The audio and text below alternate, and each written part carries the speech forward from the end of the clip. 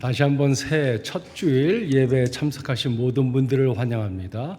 오늘부터는 제가 이제 이 교회 은퇴해서 한어부 담당 목사가 아닙니다. 이제 주보를 봐도 제 이름이 쓰여있지 않습니다. 그래서 박현수 목사님이 한어부 담당을 하시겠습니다. 저는 은퇴 목사로 봉사하는 그러한 자리에 있겠습니다.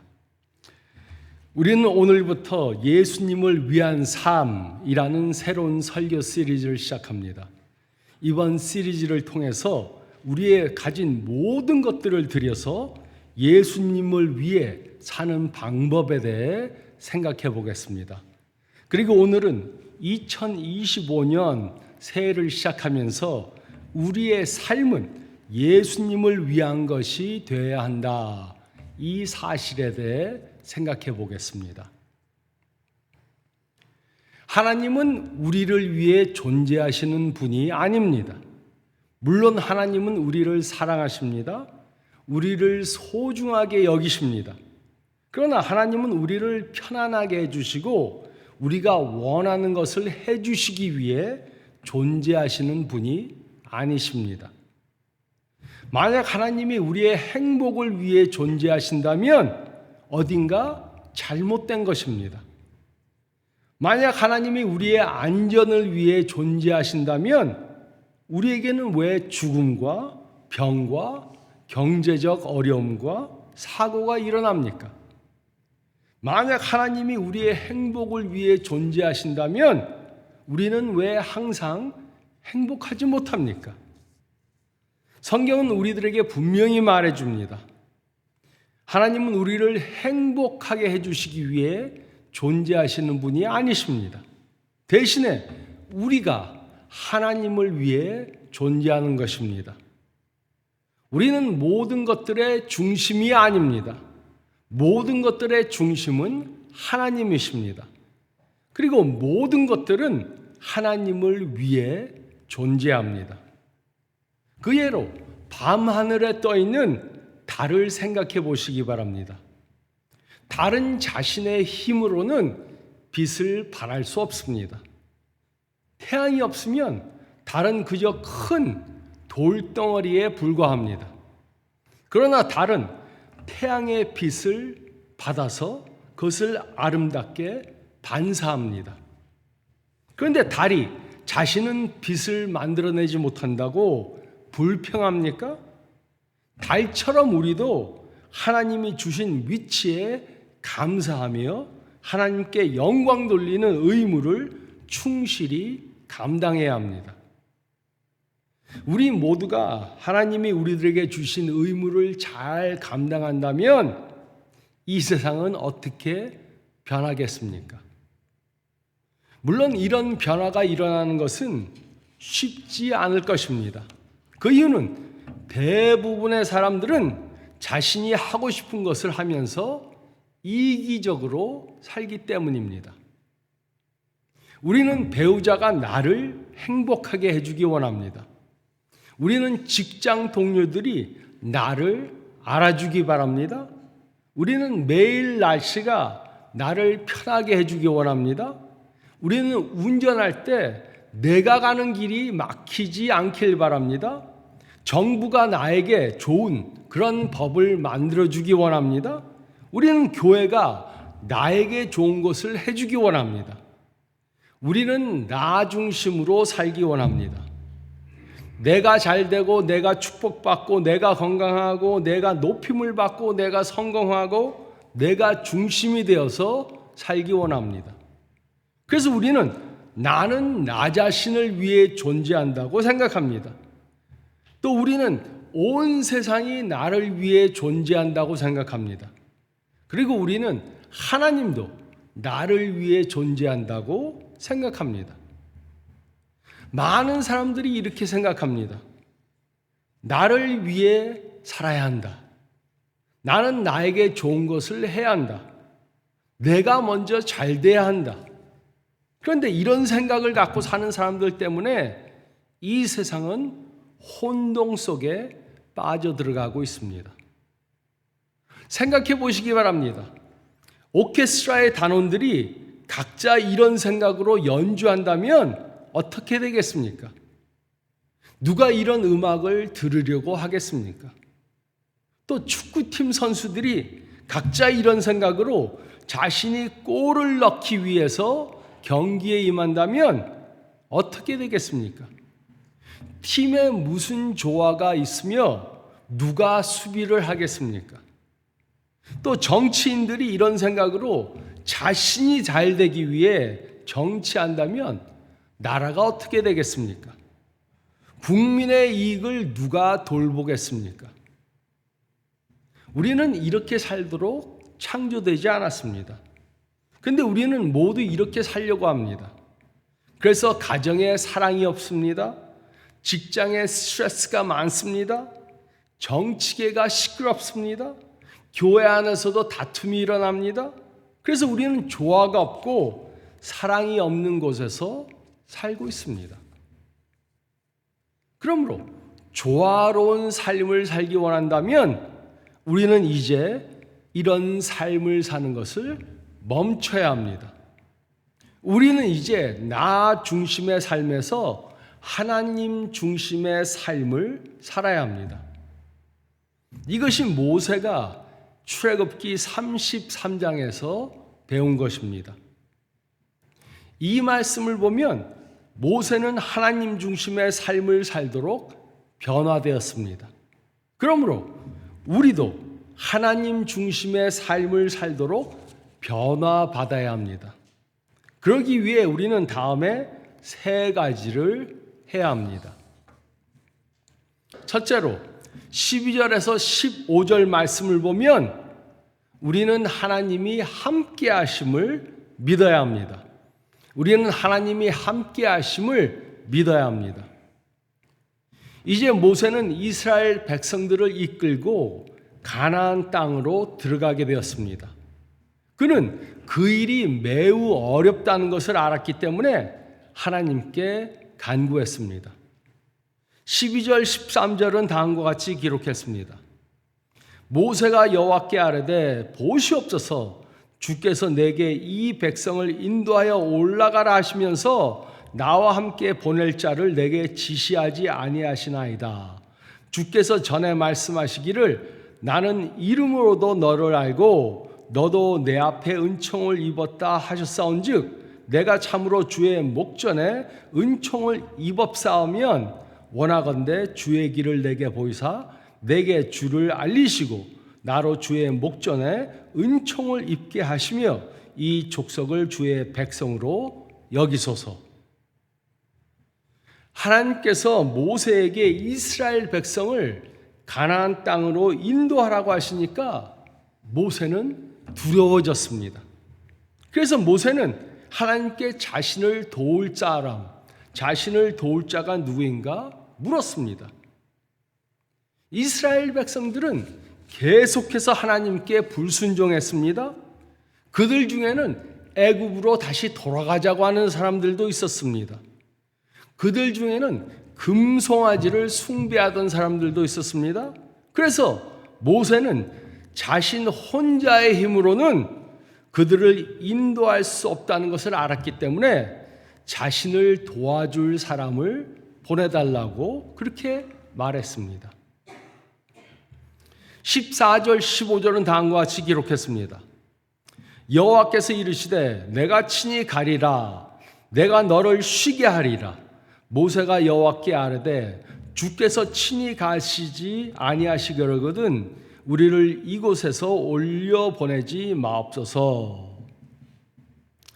하나님은 모세에게 모세가 원하는 대로 모세를 도울 사람을 보내주시지 않았습니다. 대신에 하나님 자신이 그와 함께 갈 것이라고 약속해 주셨습니다. 이 약속을 받은 모세는 만약 하나님이 그와 함께 가시지 아니려거든 자신을 그곳으로 보내지 말라고 말했습니다. 즉 모세는 하나님의 임재가 자신이 그 일을 감당하는데 필수적이라는 것을 알았습니다. 모세와 같이 우리들도 우리 자신의 힘으로는 하나님이 주신 일을 감당할 능력이 없습니다. 우리의 능력만으로는 시험에 빠져서 넘어지게 됩니다. 어려운 일이 생기면은 힘들어서 짜증을 내게 됩니다. 우리의 힘만으로는 하나님을 위한 삶을 살 수 없습니다. 하지만 하나님이 우리와 함께 하시기 때문에 우리는 하나님을 위해 살 수 있는 것입니다. 구약을 보면 하나님은 모세와 함께 하셨습니다. 복음서를 보면 예수님은 제자들과 함께 했습니다. 그러나 예수님이 승천하신 후에 예수님은 더 이상 우리들과 함께 하지 않으십니다. 하지만 오순절에 성령님이 오셨습니다. 그 후 성령님은 우리와 함께 하실 뿐만 아니라 우리 안에 거하십니다. 그래서 지금 이 순간에도 성령님은 우리 안에 거하십니다. 그래서 하나님의 능력이 우리와 늘 함께 하십니다. 우리는 이 사실을 믿고 기억하고 어려운 일이 올 때마다 하나님께 기도하고 그의 인도하심을 받고 그의 능력으로 어려움을 이길 수 있게 됩니다. 제가 지난 40년 동안 목회를 감당할 수 있었던 것은 하나님이 저와 함께 하셨기 때문입니다. 제가 부교육자로 섬기던 교회를 떠나서 무엇을 할지 모를 때 하나님께서는 저에게 교회를 개척하라고 말씀하셨습니다. 그러나 교회를 어떻게 개척해야 할지 몰랐습니다. 하지만 하나님은 사람들을 보내주시고 예배드릴 장소를 제공해 주셨습니다. 그러던 차에 임대했던 건물이 팔려서 어디로 가야 할지 몰랐습니다.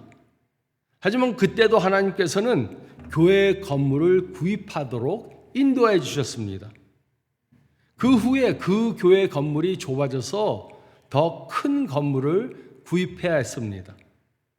그때도 하나님이 구입할 이 지금 교회 건물을 보여주시고 그 건물을 구입하도록 인도해 주셨습니다. 또 시간이 지나서 제가 은퇴할 때가 되니까 이제 다음 목사님을 구해야 했습니다. 그때도 역시 하나님은 저에게 목사님을 보여주셨고 저는 40년 목회를 끝내고 은퇴하게 되었습니다.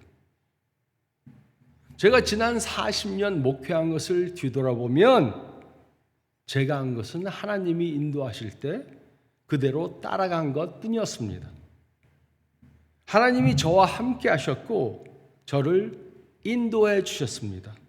그래서 별 어려움 없이 목회할 수 있었습니다. 하나님, 저는 어떻게 할지 모르겠습니다. 하나님이 인도해 주시면 따라가겠습니다. 그러니까 하나님이 인도해 주시고 저는 그것을 따라갔습니다. 저는 목회할 때 하나님이 함께 하신 것을 경험했지만 이것은 누구에게나 다 마찬가지입니다. 우리가 무슨 일을 하든 하나님의 인도하심을 받아야 합니다. 하나님이 함께 하시기 때문에 우리를 인도해 줄 때 그것을 우리는 따라가기만 하면 됩니다. 그래야 우리는 하나님을 위한 삶을 살 수 있습니다. 우리는 하나님이 함께 하심을 믿어야 합니다. 우리는 하나님이 함께 하심을 믿어야 합니다. 그리고 둘째로 16절에서 18절 말씀을 보면 우리는 하나님의 영광을 보아야 합니다. 우리는 하나님의 영광을 보아야 합니다. 16절, 17절은 다음과 같이 기록했습니다. 나와 주의 백성이 주의 목전에 은총 입은 줄을 무엇으로 알리까? 주께서 우리와 함께 행하심으로 나와 주의 백성을 천하 만민 중에 구별하심이 아니이까? 여호와께서 모세에게 이르시되 내가 말하는 이 일도 내가 하리니 너는 내 목전에 은총을 입었고 내가 이름으로도 너를 알미니라. 하나님은 자신이 모세와 함께 하실 것을 약속해 주셨습니다. 하나님은 그에게 은총을 베풀 것을 약속해 주셨습니다. 그런데도 모세는 의심했습니다. 그래서 모세는 하나님께 한 가지를 더 구했습니다. 만약에 여러분이 모세의 입장이라면 하나님께 무엇을 구하겠습니까? 어떤 것을 구하겠습니까? 그는 목이 곧은 백성들을 인도해야 했습니다. 그들은 감사하지 않고 늘 불평했습니다. 그래서 모세는 이 사람들을 양처럼 순하게 만들어주세요. 이렇게 구할 수 있었습니다. 또 이스라엘의 적들에 대해 생각해 보시기 바랍니다. 이스라엘 백성들은 가나안 땅으로 들어가기 위해 여러 나라 사람들과 전쟁을 해야 했습니다. 가나안 족속, 아모리 족속, 헷 족속, 브리스 족속, 히위 족속, 여부르 족속과 전쟁을 해야 했습니다. 그래서 모세는 그들에게 전염병이 돌아서 그들이 모두 전멸하게 해주세요. 이렇게 구할 수도 있었습니다. 모세는 하나님의 놀라운 능력을 이미 믿었습니다. 그는 지팡이가 뱀으로 변하는 것을 보았습니다. 그는 나일강이 피로 변하는 것을 보았습니다. 그는 대낮이 어둡게 되는 것을 보았습니다. 그는 장자들이 죽는 것을 보았습니다. 그는 홍해가 갈라지는 것을 보았습니다. 그는 만나가 하늘에서 내리는 것을 보았습니다. 그는 바위에서 물이 나온 것을 보았습니다. 그러나 모세는 하나를 더 보기 원했습니다. 그것이 무엇이었습니까? 그것은 바로 하나님의 영광이었습니다. 18절은 다음과 같이 기록했습니다. 모세가 이르되 원하건대 주의 영광을 내게 보이소서. 여기서 주의 영광이라는 것은 지금까지 나타났던 임시적이고 부분적인 영광이 아니라 좀 더 구체적인 하나님의 영광의 모습을 말합니다. 그러므로 모세가 하나님께 요구한 것은 어떤 방법으로든 하나님의 영광을 저에게 보여주심으로 그 영광 때문에 제가 모든 것을 이길 힘이 생기도록 해주세요. 이렇게 말한 것입니다. 이것은 모세가 성장한 신앙인이 되었다는 증거입니다. 우리가 구하는 것이 하나님이 우리에게 주시는 어떤 것이 아니라 하나님 자신으로 바뀔 때 우리는 성장한 신앙인이 된 것입니다. 하나님이 주실 수 있는 어떤 것보다 하나님을 더 구할 때 우리는 성장한 신앙인이 된 것입니다. 우리가 하나님을 구할 때 우리는 나 우선주의가 아니고 하나님 우선주의의 사람이 된 것입니다. 모세는 하나님의 영광을 구했습니다. 그는 돈이나 명예가 없어도 살 수 있었습니다. 그는 젊어지지 않아도 되었고 건강해지지 않아도 되었습니다. 그러나 그는 하나님 없이는 살 수 없었습니다. 그래서 그는 하나님의 영광을 보기 원했습니다. 모세는 왜 하나님의 영광을 보기 원했습니까? 그것은 하나님의 영광을 보고 나면 그 어떤 어려움도 이길 수 있다고 믿었기 때문입니다. 그래서 이것이 우리가 구하는 것이 되어야 합니다. 우리가 살고 있는 이 세상도 점점 더 어렵고 험난해집니다. 우리들에게는 질병, 고난, 죽음들이 옵니다. 이런 문제는 작은 것들이 아닙니다. 그래서 우리들에게는 우리들이 가지고 있는 문제보다 더 큰 하나님이 필요합니다. 그래서 우리는 모세가 보았던 그 하나님의 영광을 봐야 합니다. 하나님의 영광을 보고 나면 우리는 그 어떤 어려움도 잘 감당할 수 있게 됩니다. 모세는 하나님의 영광을 구했습니다. 그런데 영광이란 무슨 뜻입니까? 히브리어로 영광은 무겁다 아니면 중하다는 뜻입니다. 즉 하나님의 영광은 하나님의 중요성, 하나님의 유일성을 뜻합니다. 그래서 모세는 하나님의 영광, 하나님이 얼마나 중요한 분이신가, 하나님이 우리 삶 중에 유일하신 분이란 것을 보기 원한 것입니다. 그러므로 하나님이 우리들에게 경제적 축복을 허락하시는 이유가 무엇입니까? 그의 영광을 위해. 하나님이 우리들에게 가정을 허락하신 이유가 무엇입니까? 그의 영광을 위해. 하나님이 우리들에게 어려움과 고난을 허락하시는 이유가 무엇입니까? 그의 영광을 위해. 하나님이 우리들에게 질병을 허락하시는 이유가 무엇입니까? 그의 영광을 위해.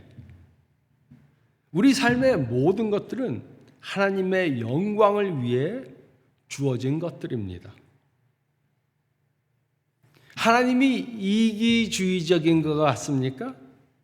하나님이 자기 위주로 존재하는 분인 것 같습니까? 이것을 한번 상상해 보시기 바랍니다. 우리가 타고 가던 배가 밤에 돌에 부딪혀서 침몰했습니다. 우리는 다 물에 빠졌습니다. 밤하늘이 어둡고 보이는 것이 아무것도 없습니다. 물은 아주 깊고 차갑습니다. 우리들은 점점 더 지쳐갑니다. 이때 구조선이 다가왔습니다. 구조선에 선장이 있지만 우리는 그 선장을 볼 수 없습니다. 이때 선장은 무엇을 해야 합니까? 그냥 조용히 지나가야 합니까? 성경을 인용하자면 그는 그의 영광을 보여줘야 합니다. 그는 우리가 그를 발견하도록 그의 영광을 보여줘야 합니다. 여기 내가 있다. 나의 배 안으로 들어오라. 나는 너를 구원해 줄 수 있다. 이렇게 광고해야 합니다. 그리고 이것이 바로 하나님이 하시는 것입니다. 우리의 주위를 보기 바랍니다. 많은 사람들은 죄책감의 바다, 분노의 바다, 소망이 없는 절망의 바다, 사랑이 없는 믿음의 바다에 빠져서 죽어가고 있습니다. 그들의 삶에는 소망이 없고 사랑이 없고 기쁨이 없습니다. 그러나 하나님은 우리를 구원해 주실 수 있습니다. 그래서 하나님에 대해 잘못 생각하면 안 됩니다. 하나님은 이기주의적인 분이 아닙니다. 하나님은 그의 영광을 자신을 위해 나타내시는 것이 아닙니다. 하나님은 자신의 영광을 자신을 위해서 나타내는 것이 아닙니다. 하나님이 그의 영광을 나타내는 것은 우리를 위해서입니다. 그래서 우리는 하나님의 영광을 봐야 합니다. 하나님의 영광을 봐야 하나님 중심의 삶을 살 수 있습니다.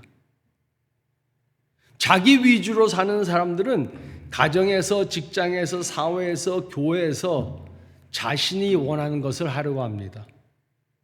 그래서 이런 사람들은 모든 것들을 다 망쳐놓습니다. 가정을 망칩니다. 직장에서 오래 견디지 못합니다. 교회를 시끄럽게 만듭니다. 사회를 어지럽게 만듭니다. 나라를 망하게 만듭니다. 우리는 이제 우리 위주의 삶을 그만 살고 하나님 위주의 삶을 살아야 합니다. 그러기 위해 우리는 하나님의 영광을 봐야 합니다.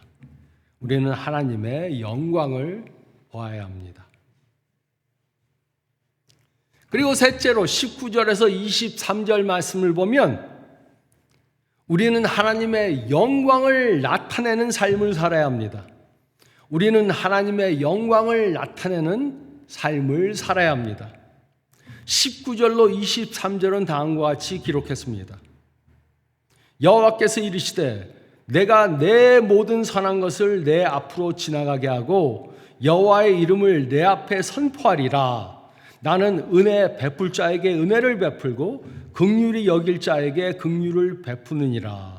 또 이르시되 내가 내 얼굴을 보지 못하리니 내가 내 얼굴을 보지 못하리니 나를 보고 살 자가 없음이니라. 여호와께서 또 이르시기를 보라 내 곁에 한 장소가 있으니 너는 그 반석 위에 서라. 내 영광이 지나갈 때 내가 너를 반석 틈에 두고 내가 지나도록 내 손으로 너를 덮었다가 손을 거두리니 내가 내 등을 볼 것이요 얼굴은 보지 못하리라. 모세가 하나님의 영광을 보기 원했을 때 하나님은 그의 모든 선하심을 모세 앞으로 지나가게 하실 것이라고 말씀하셨습니다. 그의 선하심은 그의 모든 성품과 본성을, 품성을 뜻합니다. 하나님은 모세가 주님의 얼굴을 볼 수 없다고 하셨습니다. 그것은 아무도 하나님을 직접 보고 살 수 없었기 때문입니다. 하나님의 영광을 보기 위해 모세는 바위 위에 서야 했습니다. 하나님의 영광이 지나갈 때 모세는 바위 틈에 숨겨지도록 하나님이 손으로 그를 가리실 것이었습니다. 그리고 하나님의 손이 옮겨질 때 모세는 하나님의 등을 볼 수 있게 될 것이었습니다. 즉 모세는 하나님의 뒷모습만 보게 될 것이었습니다. 우리가 하나님의 영광을 보면 어떻게 됩니까? 하나님의 영광을 보면 우리는 하나님의 영광을 보여주는 삶을 살게 됩니다. 이곳에 구조선이 있습니다. 이 배의 선장은 당신을 구할 수 있습니다. 이미 구조되어서 배에 탄 사람들은 선장의 영광을 보여주게 됩니다. 우리가 하나님의 영광을 보면 하나님의 영광을 보여주는 사람들이 됩니다. 우리가 억지로 노력하지 않아도 하나님의 영광을 보여주게 됩니다. 모세가 하나님의 영광을 보고 나서 어떻게 되었습니까? 출애굽기 34장 29절로 33절 말씀을 보면 모세가 하나님의 영광을 보고 산에서 내려오니까 그의 얼굴에서 광채가 났습니다. 그래서 이스라엘 백성들은 모세가 본 하나님의 영광을 모세의 얼굴을 통해 간접적으로 볼 수 있었습니다. 이처럼 하나님의 영광을 본 사람들은 하나님의 영광을 반사하게 됩니다. 이것은 마치 달이 햇빛을 반사하는 것과 마찬가지입니다. 하나님의 영광을 보면 우리는 하나님의 영광을 반사하는 사람들이 됩니다. 그런데 하나님의 영광을 본다는 것이 무슨 뜻입니까? 한번 그냥 힐끗 쳐다보는 것입니까? 아니면 별 생각 없이 그냥 멍하니 쳐다보는 것입니까? 물론 아닙니다.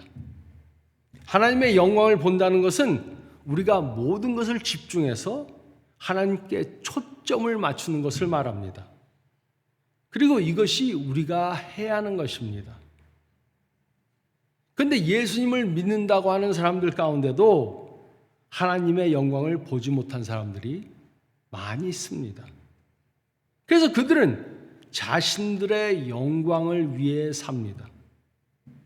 교회 목사, 장로, 집사, 교회 리더들이라고 하는 사람들도 교회에서 자신의 영광을 나타내려고 합니다. 그리고 이런 사람들은 하나님이 자신을 축복해 주시기 위해 존재하는 분이라고 착각합니다. 하나님은 나를 경제적으로 축복해 주시기 위해 존재하시는 분.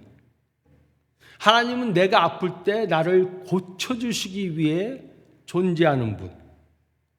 하나님은 나의 자녀들이 축복받도록 존재하시는 분. 하나님은 내가 원하는 것을 그때마다 해주시기 위해 존재하시는 분. 그러나 이런 기복신앙은 성경적인 것이 아닙니다. 이것이 바로 기복신앙의 문제인 것입니다. 우리는 올바른 성경적 신앙을 가져야 합니다.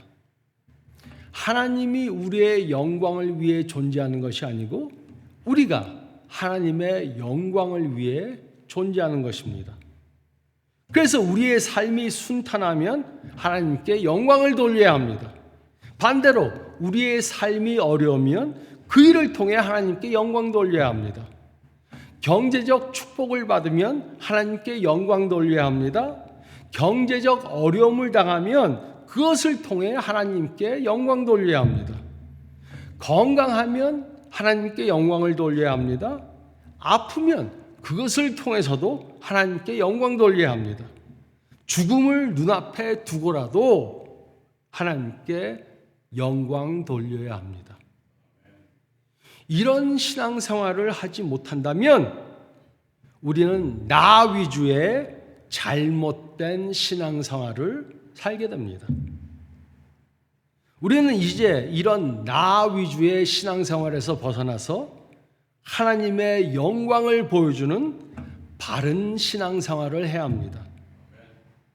우리는 하나님의 영광을 보고 하나님의 영광을 나타내는 반사하는 삶을 살아야 합니다.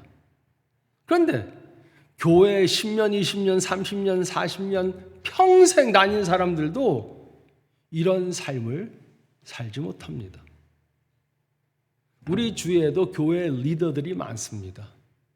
그런데도 그런 사람들을 보면 하나님의 영광을 위해서가 아니고 자신의 영광을 위해 사는 사람들이 많이 있습니다. 그래서 제가 페이스북을 보면은 한국에 너무나도 많은 사람들이 교회 그리스도인들 욕하는 글을 올립니다.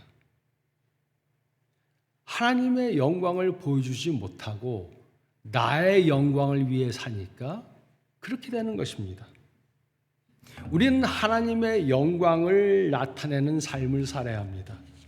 우리는 하나님의 영광을 보고 하나님의 영광을 나타내는 삶을 살아야 합니다. 바울은 예수님을 만나기 전에 하나님을 따른다고 하면서 자기 위주의 율법주의적인 신앙을 살고 있었습니다. 그래서 그는 예수님을 믿는 사람들을 핍박했습니다. 그러다 그는 부활하신 예수님을 직접 배웠습니다. 그리고 그 후로 그는 하나님의 영광을 나타내는 삶을 살게 되었습니다. 그래서 그는 이렇게 고백했습니다. 고린도전서 10장 31절은 다음과 같이 기록했습니다.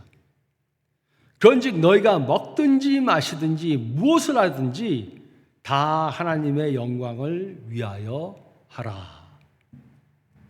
그는 먹는 것도 마시는 것도 잠자는 것도 일하는 것도 전도하는 것도 교회를 세우는 것도 핍박을 받는 것도 전부 다 하나님께 영광 돌리기 위해 했습니다. 그리고 그는 자신의 생명을 바치는 것까지도 예수님의 영광을 위해서 했습니다. 이처럼 우리도 모든 것을 하나님의 영광을 위해 해야 합니다. 모든 것들을 통해 하나님을 나타내는 삶을 살아야 합니다. 우리는 더 이상 나 위주의 삶을 살지 않고 우리들의 삶을 예수님을 위해 살아야 합니다. 그러기 위해 이번 주에 우리가 먼저 기도하는 것을 바꾸시기 바랍니다. 제가 지난주에 일주일 동안 아파갖고서는 기도했습니다. 하나님, 저 아픈 거 낫게 해주세요. 근데 그렇게만 기도하면 안 됩니다. 왜 낫길 원하는가를 알고 하나님의 영광을 나타내기 위해 기도해야 합니다. 그래서 이렇게 기도했습니다. 하나님, 주일 예배에 설교하고 찬양 인도해야 되는데 나아서 하나님의 영광을 나타내게 도와주세요. 그리고 이렇게 기도하는 것은 모든 영역에 적용돼야 합니다. 제 자녀 축복해 주세요. 이렇게만 기도하지 마시고 제 자녀를 축복해 주셔서 내 자녀가 하나님의 영광을 나타내는 삶을 살게 그렇게 해주세요. 또 비즈니스를 위해서만 기도하면 안 됩니다. 하나님, 저 비즈니스가 잘 돼서 많이 돈 벌게 해주세요. 그렇게만 기도하면 안 되고 비즈니스가 잘 돼서 축복받아서 그 축복받은 것을 주위 사람들에게 나타내므로 하나님의 영광을 나타내게 도와주세요. 나를 위해, 나의 가진 것을 위해, 나의 자녀를 위해서만 기도하면 안 되고 그것들을 통해 하나님의 영광이 나타나도록 기도해야 합니다. 이것이 바른 기도를 하는 방법입니다. 그래서 하나님의 영광을 위해 우리가 살아야 하는데 그러기 위해 이번 주 동안 이렇게 기도함으로 우리의 삶을 예수님을 위해 살게 도와주세요. 기도하면서 한 주간 보내시기 바랍니다. 이렇게 하나님의 영광을 보며 하나님의 영광을 나타내는 2025년 한 해가 되기를 예수님의 이름으로 축원드립니다. 저희 다 같이 기도드리겠습니다. 잠깐 머리를 숙이시고 오늘 말씀 다시 한번 묵상해 보시기 바랍니다. 이제 새해를 시작하면서 예수님을 위해 살길 원합니다. 말로만이 아니라 정말 변화된 예수님을 위한 예수님의 영광을 나타내는 삶 살기 원합니다. 기도하는 것이 바뀌게 도와주시고 생각하는 것이 바뀌게 도와주시고 우리의 행동이 변화받게 도와주세요. 기도하면서 올해 한 해 시작하고 나의 삶을 하나님께 드리는 저희 모두가 되시기를 바랍니다. 제가 기도하겠습니다.